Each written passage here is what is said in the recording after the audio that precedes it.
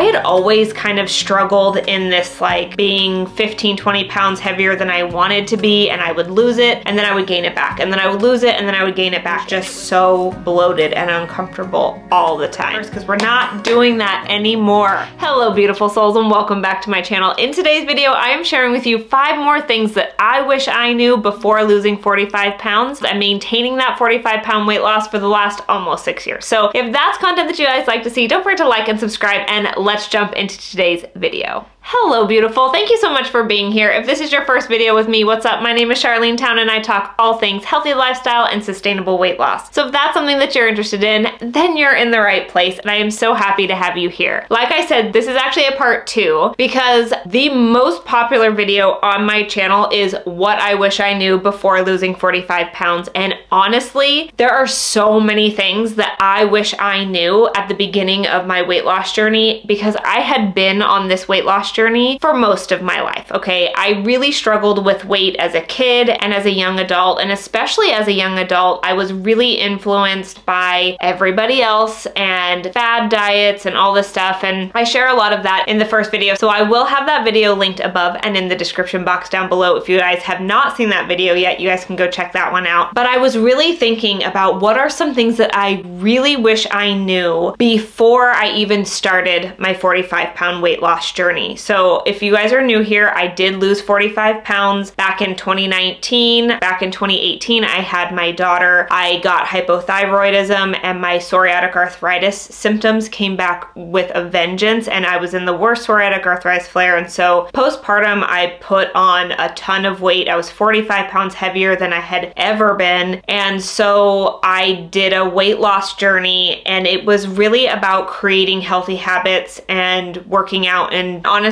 just figuring out what really worked well for me and my body. But I learned a lot before. So I had been on my weight loss journey prior to that 45-pound weight loss journey. I'd actually lost 20 pounds the year before I had my daughter. And so I wanted to share with you guys some things that I learned before my big weight loss journey, because I had always kind of struggled in this like being 15, 20 pounds heavier than I wanted to be, and I would lose it and then I would gain it back, and then I would lose it and then I would gain it back. It was like this constant thing. So if you're there, if you've been there where you're like, I've lost the 20 pounds, but it always seems to creep back on, or I've done this for a short period of time, but then it always comes back on, you're not alone. Or maybe you're at the very beginning of your healthy lifestyle, your healthy weight loss journey, and you found my channel, and I'm so happy to have you here because I love teaching women how to find sustainable weight loss through healthy habits and your lifestyle, and something that you can maintain forever, okay? So I want to share with you guys 5 things that I learned in my journey and things that I wish I knew so that I could lose the weight faster and keep it off longer, right?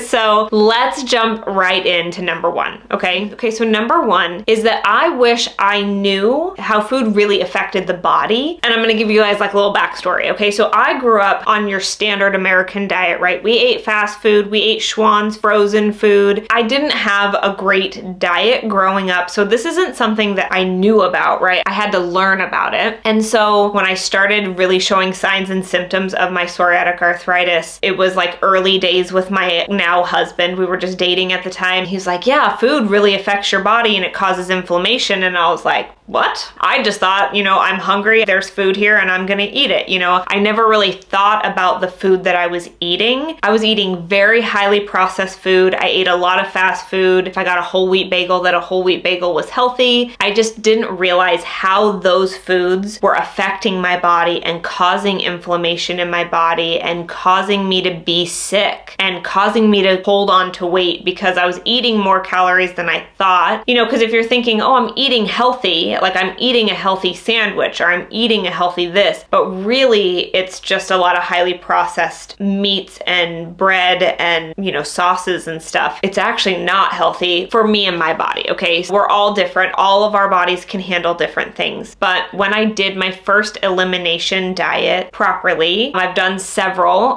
throughout my days of having psoriatic arthritis, and I started to reintroduce foods back into my diet properly, and then I would get bloated and gas gas and get headaches and feel awful. I was like, oh my gosh, I used to feel like this all the time, but I didn't realize how crappy I was feeling until I took all that crappy food out of my diet, right? And I started to reintroduce it. So for me, it was a no-brainer. I just got rid of the food that doesn't make my body feel good, and I feel so much better. So I focus mostly on whole foods now, and I will have foods like I'll eat almond flour tortillas and I'll do a little bit of sourdough bread, but I really try to keep my core foods to whole foods because that's what makes my body thrive and it gives me energy. I focus on high protein. I'm not just eating a lot of empty calories or highly processed, highly addictive foods, and that's helpful in a sustainable weight loss journey because if you're addicted to highly processed, highly addictive foods, you're gonna wanna eat more of them and eat a lot of them, and they just are a bunch of empty calories that are causing inflammation in your body, and they're gonna cause you to hold on to excess weight and water weight. It's just gonna make you inflamed and not feel good. Yeah, so I wish I knew how food affected the body at a younger age so that I could have been learning how to eat right for my body and learning how to listen to my body in a way that I didn't know how to before. And so that is number one for me, learning how to listen to my body. And like, if I eat something and then at the end of the night, I'm gassy, I'm bloated, maybe I'm nauseous, maybe I have a headache, instead of being like, oh, well, that's just, you know, wow, that sucks, I just don't feel good, like gross. Instead, I ask myself, what could I have eaten that made me gassy or bloated? And I will go through the foods that I ate that day and be like, oh, you know what? I added something to this smoothie, and my guess is I'm gonna take that out next time and see if it makes a difference, and I'll play around with it, right? Just being aware of how food is making your body feel is so important.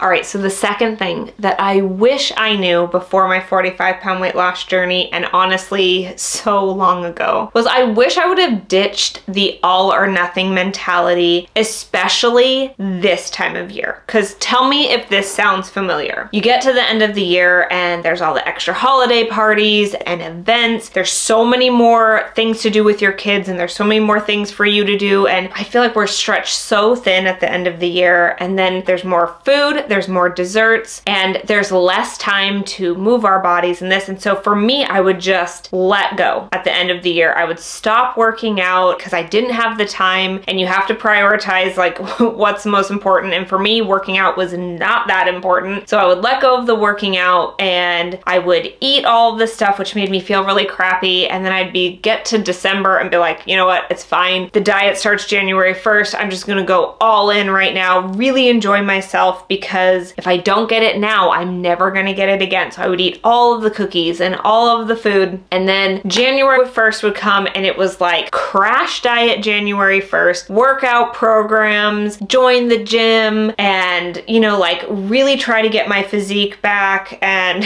try to lose that like 10 pounds that I gained over the last couple months of the year. You know what I mean? And then it was like, okay, then I would fall off because I would get so tired of doing that, and then I would try to crash diet again right before summertime so that I could look good in a bikini, and then I would let that go, and then it was like back to fall. You know what I mean? So it was like this toxic cycle of I'm going to just let my whole healthy lifestyle go, and then I'm gonna crash diet and work out and kill myself to try to look a certain way, and then let it all go again. You know what I mean? Like it was just this cycle. In the last 6 years, I've done more journaling, I've learned more about myself, I've really dug deep into like why I do what I do and what caused it, and counseling, therapy, all of the things. But something that I realized is that this is a mentality and it's something that you can change. But the beautiful thing is that once I learned that, oh my gosh, this is a pattern. This is something that I do every year. Every year I do this. Like I caught myself going to my friend's house and making cookies, and I would eat one and I would enjoy it. And then I would have these thoughts of like, oh my God, I better eat another one because I don't know if I'm gonna get another cookie, and then and like I had all this weirdness around needing to eat the food because there wasn't gonna be enough, or I was gonna be on a diet soon, so I might as well enjoy it right now because I'm gonna end up dieting later and then I'm not gonna be able to eat anything. And when I let go of this like all or nothing mentality around certain foods, like I realize I can eat pie anytime that I want. I can make a pie and I can enjoy a pie. I can eat cookies anytime that I want. If I want to eat a cookie, I make cookies. I just make them in a way now that makes my body feel good, and then I enjoy them, right? And then I let it go and I continue my healthy lifestyle. I don't wait till this time of year to just go crazy and let go of my diet. Like, I live a healthy lifestyle that I actually want to live, and so I want to keep working out through the holiday season. I want to keep eating healthy. Will I enjoy some treats this holiday season? Abso-freaking-lutely. And why not, right? Like, this is life. Life is worth living. But instead of eating one piece of pie and then throwing myself into the negative shame spiral and then eating half of a pie for breakfast and then hating myself so much, and then I go and I continue this negative spiral of actions that make my body feel bad, make my mental health bad. Instead of doing that, I eat the pie, I enjoy the pie, and then at my next meal, I make another healthy choice. I make a high protein meal with mixed greens and some grilled veggies, and I move on with my life. Also, during that dinner, before I eat the pie, I'm eating a healthy meal to support my body. And then if I choose to want to eat some pie, I don't feel guilty for eating that pie because I've already eaten all the really good things that are so great for my body. I'm just choosing to eat a little bit of pie. Does that make sense? I've let go of that all or nothing mentality and I've set myself up for success, and I make the next right choice. And I continue to move my body because I love my body, and I continue to eat foods that support my body because she deserves to be taken care of in that way. And if you need help getting through the holiday season, if you want to thrive this holiday season, you want to focus on continuing to move your body, staying motivated, mindset work and mindfulness around this time of year, doing some journal prompts and getting to know yourself a little bit better, then you need Thrive the Holidays. You guys, I have a 2-week program. We are starting Monday, November 4th, 2 weeks, Monday through Friday, a new workout every day, a new guided meditation every single day. We're gonna have a daily check-in, group chat. We're gonna have 2 live calls with me so that you guys can ask me your questions, get the support and guidance you need, share any successes or struggles you may be going through this holiday if you have a difficult situation or a family member that's really hard for you. Girls, we got you. We got you, because you know what? We've been there. I've been there, and I'm here to support you through that. It's gonna be so great. Having all of this live element is gonna be so supportive for you guys. I absolutely cannot wait to support you guys through this holiday season so that you can get through the holidays your happiest, healthiest, most true to you version of yourself that you can be. Get the support that you need. Be surrounded by like-minded women who want to support you and cheer you on living your healthy lifestyle during the best and probably most difficult time of the year for a lot of us. So comment Thrive the Holidays and I will send you the link to get more information and get signed up. And I absolutely cannot wait to see all of your beautiful faces there. It's gonna be so incredible. I absolutely cannot wait. Hey guys, editing Charlene here. Just wanted to cut in really quick. Okay, so number 3 of what I wish I knew before losing 45 pounds was that I wish I had found self-love so much sooner, because I had thought that I wasn't valuable as myself in my body, that my body somehow was less than because it didn't look like these fitness influencers who had washboard abs and tight bodies. Even when I lost the 45 pounds and I was the lowest weight I had ever been, and then when I started to put on muscle, I had thoughts like, this is as good as it's gonna get. Like, I still walked by the mirror and saw a version of myself that was heavier, that still had so much fat on her stomach, that still had so far to go. And the whole idea of finding self-love for me and my body was realizing that I don't need to be someone else to be valuable, that I don't need to look like anybody else for me to be valuable and beautiful and a good person. I just really struggled with that before, especially with social media and magazines always showing you the latest fad diet and how to lose weight and, you know, how to get washboard abs. And I just never was able to get that physique even after losing 45 pounds. And so when I was at my lowest weight after losing 45 pounds, I was still really struggling mentally with liking who I was as a person. Does that make sense? I feel like the earlier clip,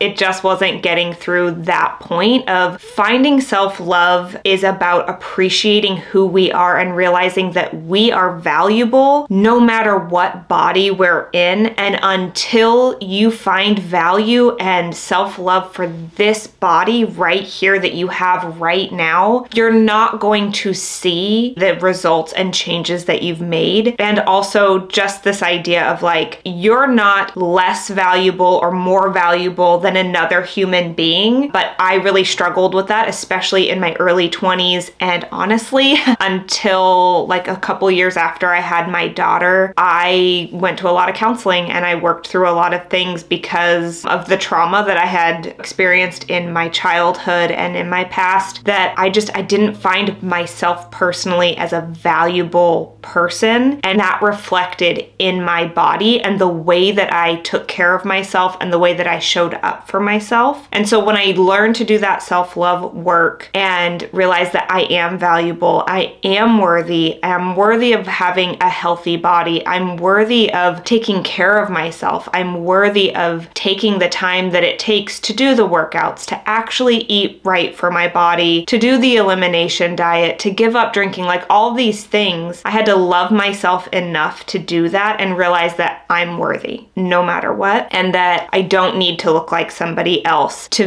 be valuable and to be worthy. Okay, so I hope that that makes sense. And so if you're feeling that way too, or you struggle with that too, know that you're not alone and that I see you. And down in the description box down below, I do have a bunch of journal prompts over on my website, LIKEtoKNOW.it, that you can just go work through that really helped me find self-love and realize what I really wanted from my life and for my body and for like how I wanted to show up for myself. So if you need some journal prompts to gain clarity on what you really want, what your values are, and to help you find some self-love, look in the description box down below. There's going to be a link in there that will send you over to my website, LIKEtoKNOW.it. It's totally free. Just go get some journal prompts and do some journaling tonight, and know that you're not alone. You are worthy right now, and you are so loved, and you don't need to be anybody else other than you, because you are perfect, okay? You are the only you there is. What a miracle. Okay, let's jump back into the video. All right, and the fourth thing that I wish I would have known before losing 45 pounds was that I wish I would have stopped drinking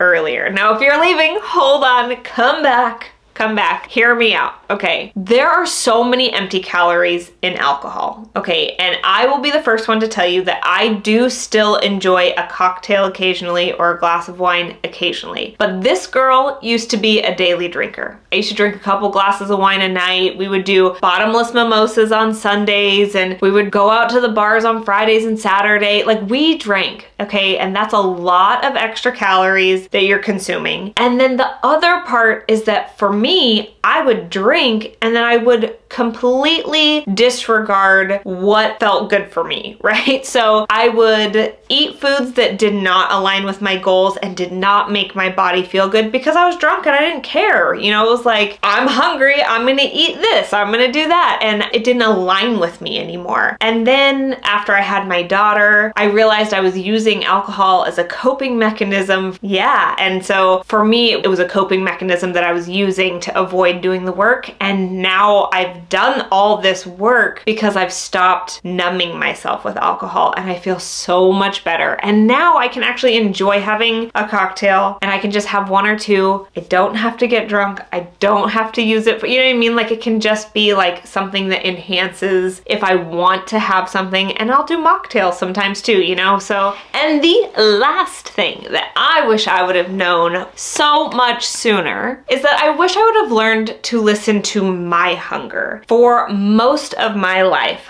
I have lived my life looking outside of myself for the answers of how my body should feel, how my body should look, how many calories should I be eating, right? Like, I didn't think, ooh, I should eat until I'm full. I didn't trust myself. I used to think if I ate until I was full, that I would be fat. I didn't know how to trust myself in that. So there was so long in my life that 1,250 calories was like the set amount of calories that you should eat in order to have the body that you want. It didn't matter what your goals were. I had nutritionists tell me that. I went to a gym where I did some like bikini boot camp class, and I worked out with a trainer, and the calories that they gave me was 1,250. Even though we were doing like heavy weights, I was doing HIIT classes, like working out 6 days a week, 1,250 calories. I was starving all the time, which made me believe that being hungry was okay. It made me believe that being hungry was necessary to get the body that I wanted. Did I ever get the body that I want at that time? No, but I just thought that it was for somebody else.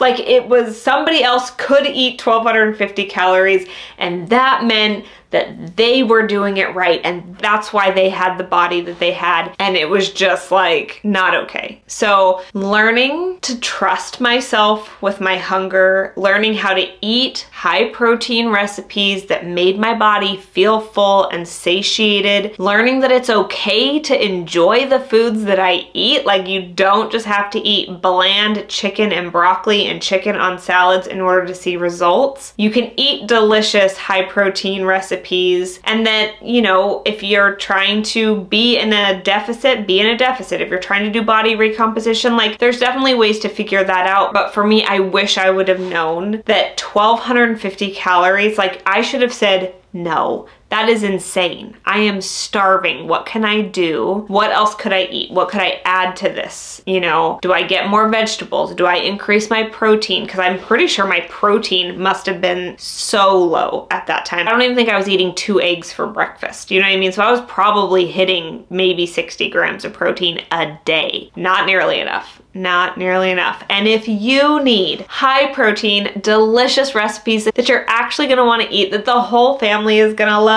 then you need the Empower Your Plate High Protein Recipe ebook. It is so fantastic. So much good information, 30 plus high protein recipes for you. It's got the importance of protein and fiber and healthy fats, how to build a plate, a meal plan idea, and then somewhere for you to track how you wanna build your weekly meal plan. So many good resources, so many delicious recipes. You're gonna wanna get your hands on it, especially going into the holiday season.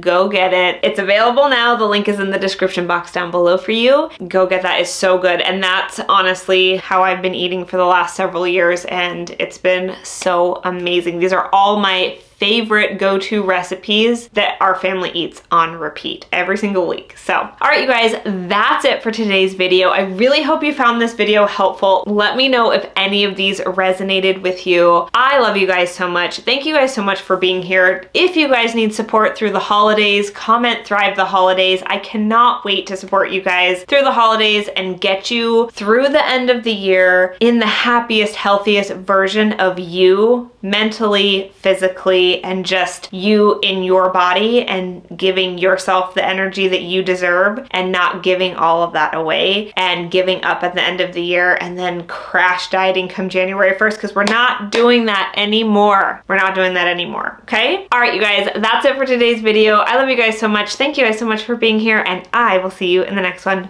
Bye.